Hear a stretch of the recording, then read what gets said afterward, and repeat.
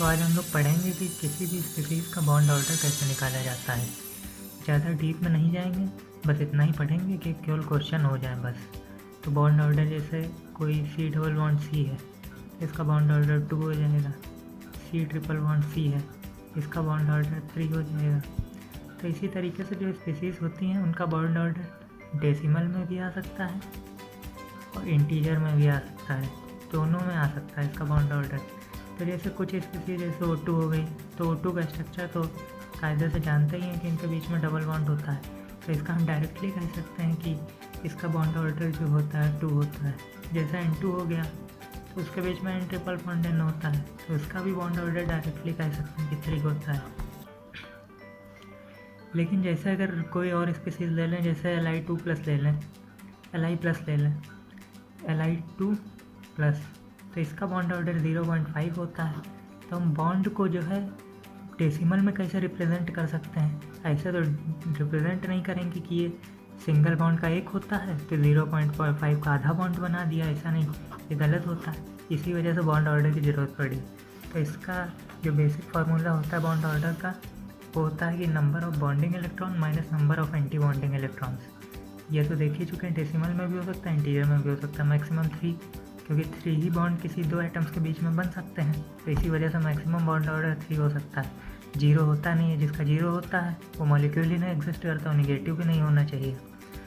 फिर इसके बाद में ये कुछ बॉन्ड ऑर्डर के बेसिस पे कुछ चीज़ें बता सकते हैं, जैसे जिसका बॉन्ड ऑर्डर जितना ज़्यादा होगा उसकी बॉन्ड डिस्टेंस उतनी ज़्यादा। जैसे ट्रिपल बॉन्ड है तो उसकी बॉन्ड डिस्टेंस सबसे ज़्यादा होती है और उसका बॉन्ड ऑर्डर भी 3 होता है।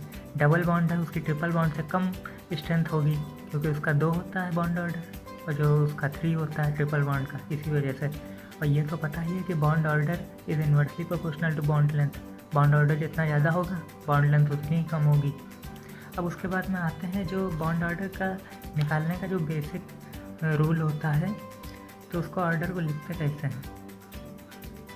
Sigma 1s, sigma star 1s। तो इसमें इलेक्ट्रॉन अगर ग्रेटर दैन 14 है तो उसके लिए जो ऑर्डर होता है, बस यहाँ पे सिग्मा 2pz को ध्यान में रखना है कि हमेशा पाई 2px और पाई 2py से पहले ही आएगा हमेशा, अगर इलेक्ट्रॉन ग्रेटर दैन 14 है किसी भी मॉलिक्यूल में। यह ऑर्डर लर्न करना पड़ेगा, इसके बिना तो कुछ होने वाला नहीं। फिर उसके बाद में नीचे आते हैं, अगर इलेक्ट्रॉन लेस दैन और इक्वल टू 14 है किसी भी मॉलिक्यूल में, तो उसमें जो सिग्मा 2pz आता है वो हमेशा पाई वाले के बाद में आता है। ऊपर जो है पाई वाले के पहले आता था, इसमें पाई वाले के बाद में आता है। ये भी लर्न ही करना पड़ेगा पूरा। अब थोड़े एग्जांपल से लेते हैं। ये रहा H2, तो H2 में क्या है, इसका सिंपल कॉन्फ़िगरेशन 2 इलेक्ट्रॉन हो जाएंगे, H में 1 होता है, H2 में 2 हो जाएंगे। सिग्मा 1s2 हो गया, तो नंबर ऑफ H2 में 2 इलेक्ट्रॉन हो गए, तो इसमें सिग्मा 1s2 कॉन्फ़िगरेशन हो गया। यहीं पे भर गया, तो सिग्मा स्टार 1s0, इसमें तो कोई आया नहीं, तो number of bonding electron minus number of anti bonding electron upon 2, तो 2 - 0 अपॉन 2 इज इक्वल टू 1। तो H2 का बॉन्ड ऑर्डर 1 आ गया, यहाँ पे 1 लिखा हुआ है। फिर H2 में 2 इलेक्ट्रॉन, H2+ में 1 इलेक्ट्रॉन, तो sigma 1s1, number of bonding electron बचा 1, तो 1 - 0 upon 2 is equal to half, 0.5 आ गया। यहाँ पे भी 0.5 आ गया, H2 माइनस का भी 0.5 आएगा। Number of bonding electron 2 minus number of anti bonding electron 1, 2 - 1 upon 2 is equal to 0.5। अब कभी कभी क्वेश्चन ये आ जाता है मल्टीपल चॉइस करेक्ट में कि H2+ और H2- में से स्टेबल सबसे ज़्यादा कौन सा होगा? तो स्टेबल वो सबसे ज़्यादा होगा जिसके ऊपर पॉजिटिव चार्ज होगा। अगर इसके लॉजिक पे जाएँ तो फिर बहुत ज़्यादा डीप जाना पड़ेगा। इस वजह से बस ऊपर रट लो ये चीज़ कि अगर प्लस चार्ज है तो फिर वो ज़्यादा स्टेबल होगा और माइनस चार्ज है वो कम स्टेबल होगा। कब? जब उन दोनों का बॉन्ड ऑर्डर सेम आ रहा हो। ऐसे जैसे Li2+ है तो उसका बॉन्ड ऑर्डर 0.5 आएगा, और जो Li2- है उसका भी बॉन्ड ऑर्डर 0.5 आएगा। तो दोनों का सेम आ रहा है, लेकिन स्टेबल कौन सा ज़्यादा होगा? Li2+ वाला। ठीक, फिर उसके बाद में ये बॉन्ड ऑर्डर का तो और ये हम लोगों ने देख ही लिया ऐसे होता है। तो जो बॉन्ड स्ट्रेंथ है तो उसमें देखो H2 इसका बॉन्ड ऑर्डर सबसे ज़्यादा होगा, बॉन्ड ऑर्डर और बॉन्ड स्ट्रेंथ का सेम ही होगा। और बॉन्ड लेंथ जो होती है inversely proportional to bond order होती है, तो इसमें उल्टा हो जाएगा पूरा।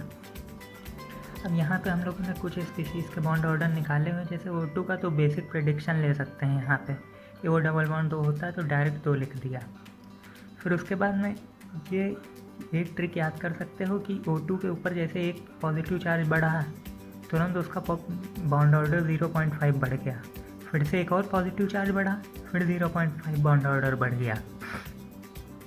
तो ये ट्रिक याद कर सकते हो, लेकिन ट्रिक को एब्जॉर्व नहीं करना चाहिए कब तक, जब तक कि कॉन्सेप्ट सही तरीके से अप्लाई करना ना आता हो। तो सबसे पहले तो इसका O2+ का यहाँ पे रख के इसके कॉन्फ़िगरेशन में रख के एक बार कैलकुलेट करना, number of bonding minus number of anti bonding upon 2 करके। फिर इसके बाद में इसको डायरेक्ट याद करना चाहो तो याद कर लो, मदद करता है कभी कभी। फिर अब इसके बाद में बस इतना हो गया। फिर अगर ये इंपॉर्टेंट चीज़ है, bond order is coming in decimal then species will be paramagnetic, and if it is coming in integer then species will be diamagnetic, but still we have to check the configuration of that species. अब 2-3 questions कर लेते हैं इसी basis पर।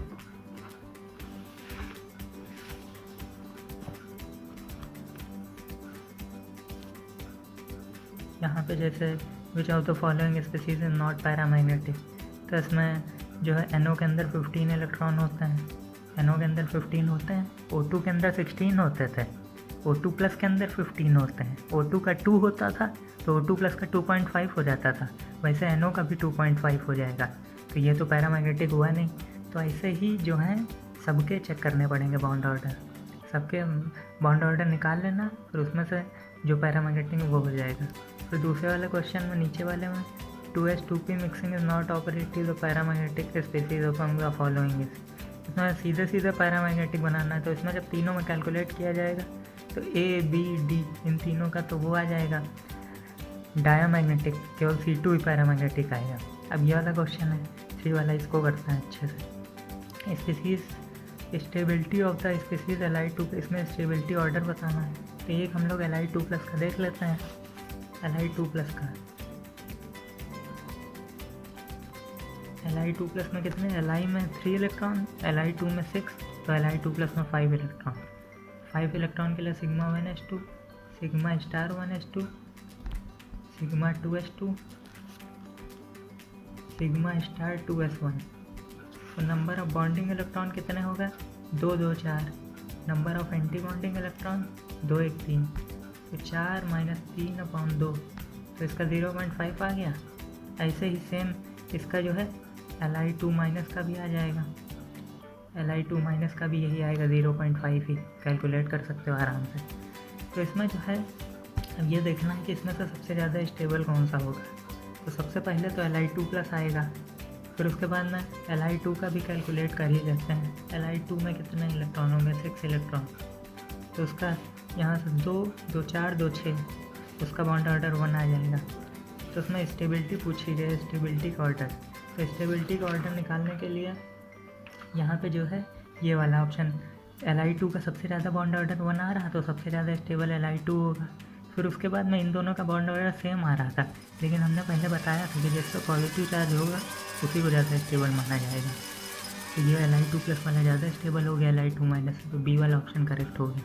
फिर इसके बाद में ये वाला क्वेश्चन देखते हैं, in which of the following pair of molecule both the species are not likely to exist कब नहीं करती स्पीसीज, जब उनका बॉन्ड ऑर्डर या तो 0 या फिर नेगेटिव। तो इसमें C वाले पार्ट में देखेंगे तो H2 H2 के पास 2 इलेक्ट्रॉन होते हैं, H2 के पास 0 इलेक्ट्रॉन, तो जब इलेक्ट्रॉन ही 0 आ गए तो उसका बॉन्ड ऑर्डर क्या निकलेगा।